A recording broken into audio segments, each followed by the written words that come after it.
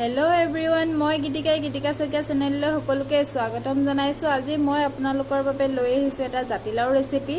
জাতিলাও এটা নতুন সোৱাদ। আপোনালোকে ৰেচিপিটো কেনেকুৱা পায় মোক কমেন্ট কৰি কমেন্ট বক্সত জনাব আৰু ভাল লাগিলে লাইক কৰিব। আৰু যি সকলে মোৰ চেনেলটো প্ৰথমবাৰৰ বাবে চাইছে তেওঁলোকে মোৰ চেনেলটো সাবস্ক্ৰাইব কৰি দিব আৰু কাষত থকা বেল আইকনটো দবাই থব যাতে মই দিয়া ভিডিঅ'বিলাকৰ নটিফিকেশন আপোনালোকে প্ৰথমে পাব পাৰে। আৰু চেনেলটো যদি ভাল লাগে মোৰ ৰেচিপিবোৰ চাই যদি আপোনালোকে ভাল পায় তেতিয়াহলে আপোনালোকৰ বন্ধুবৰ্গৰ সৈতে মোৰ চেনেলটো শ্বেয়াৰ কৰিব। আহক আমি এতিয়া ৰেচিপিটো জাতিলাও এটা ৰেচিপি তাৰ বাবে মই ইয়া জাতিলাও বাকলি গুচাই মেলি লৈছে। এইখিনি মই এতিয়া ৰুকি লম। এই ৰুকনিত মই জাতিলাওখিনি ৰুকি ললো। ৰুকি লৈ পেলাই অকমান চেপি ললো কাৰণ জাতিলাওত বহুত পানী ওলাই সেইকাৰণে মই চেপি ললো। এতিয়া মই ইয়াত দিম বেসন,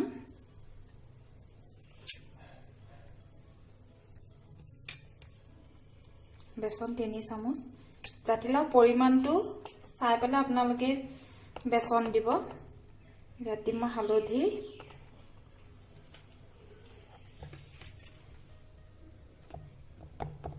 ইয়াত দিম কৰ্ণফ্লোৰ। কৰ্ণফ্লোৰ 1 চামুচকে দিম। নিমখ দিম, নিমখ নিজৰ আন্দাজ মতে। দিম জলকীয়া গুড়ি অকমান দিছো। এতিয়া মই এইখিনি গোটেইখিনি মিক্স কৰি লম ভাল। ইয়াত দিম মই এতিয়া 1 চামুচ ৰিফাইন তেল। এই দুটা পিয়াজ মই এতিয়া ইয়াত মিহিকে পিয়াজ দুটা কাটি পেলাই মিক্স কৰি ললো। বেসনটো অলপমান কম হোৱা যেন লাগিছে সেইবাবে মই এইখন চামুচৰে আৰু মানে এইখন চামুচে 2 চামুচ হলে মানে আমাৰ এইখন চামুচে 1 চামুচ হয় আৰু 1 চামুচ দিলো মানে 4 চামুচ দিলো। এইখিনিতে মানে গৰম হৈছে। এতিয়া মই এনেকে অকমান লৈ হাতেৰে এনেকে চেপি পেলাই দি দিম। এতিয়া মই গোটেই কেইটা পকৰি নিচিনা ইয়াত দি লৈছো। এইখিনি মই এতিয়া ভালকে ফ্ৰাই কৰিম। ৰঙচুৱা পৰি যোৱালৈকে মই ফ্ৰাই কৰি লম।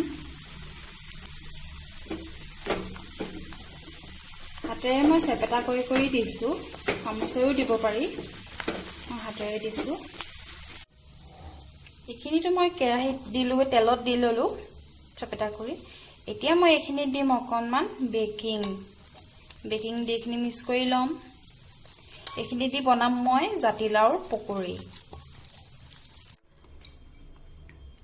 এইখিনি মই এতিয়া তেলৰ পৰা উঠালো, ধুনীয়াকে সিজি গৈছে। এইখিনিৰে বনাম মই জোল আৰু এইখিনি মই বেকিং মিক্স কৰি লোৱাখিনিৰে বনাম এতিয়া পকৰি। এতিয়া মই এইখিনি মই চামুচৰে এইদৰে এই পকৰি কেইটা মই এবাৰ লুটিয়াই দিছো। কাৰণে কি বস্তু লাগিব এতিয়া চাওঁ। হয় 2টা পিয়াজ লৈছো, 2টা ৰঙা জলকীয়া লৈছো, 2টা বিলাহী লৈছো, 9 ফুটা নহৰু লৈছো, আলু কেইটামান ফ্ৰাই কৰি লম তেলত।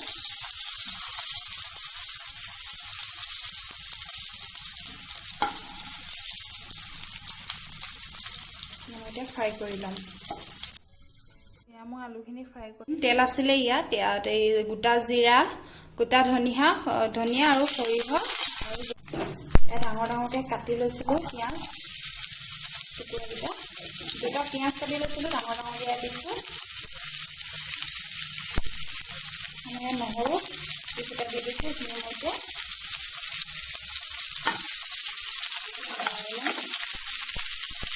অকণমান নিমখ এইখিনিকে ভালদৰে লৰাই লম।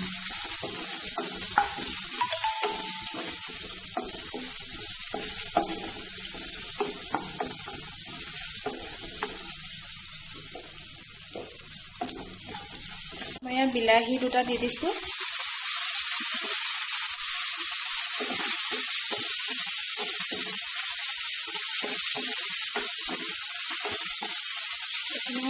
এনেকে প্ৰায় কাঢ়ি ললো। এইখিনি মই এতিয়া গ্ৰাইণ্ডিং কৰি লম। গোটেই হৈ গ'ল। তেল গৰম হ'ল আৰু অকমান তেল দি ললো মই ইয়াতে। এতিয়া ইয়াত দিম মই জিৰা অকমান আৰু 5 ফুৰনকে। তাৰপিছত আলুখিনি দিলো। এতিয়া হালধি দিছো,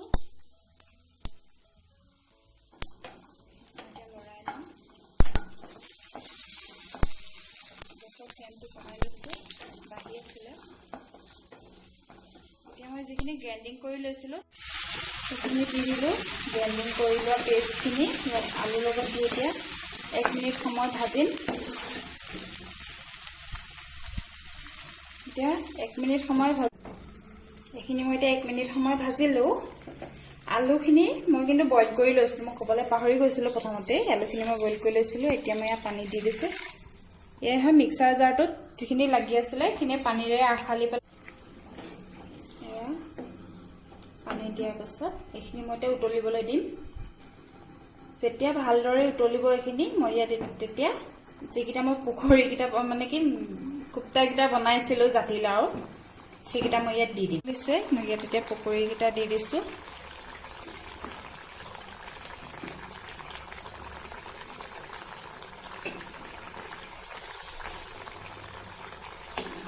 অলপ সময় উতলিবলৈ দিম।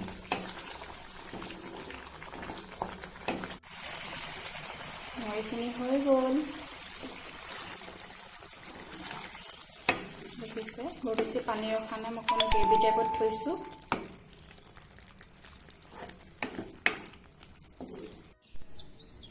এইখিনি মোৰ বনাই ৰেডি হৈ গ'ল। এয়া দেখিছেনে?